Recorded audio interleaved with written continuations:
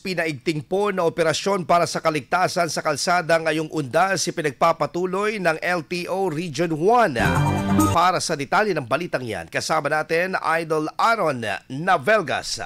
104.7 IFM Report.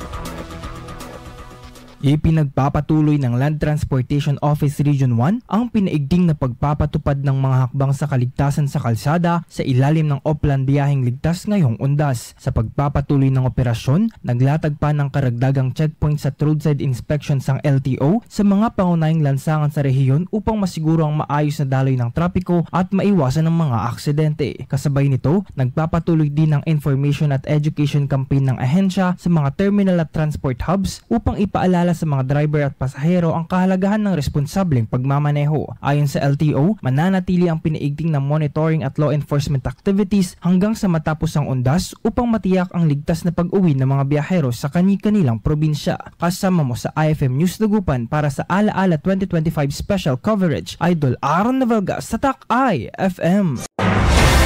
IFM News. IFM News. IFM News.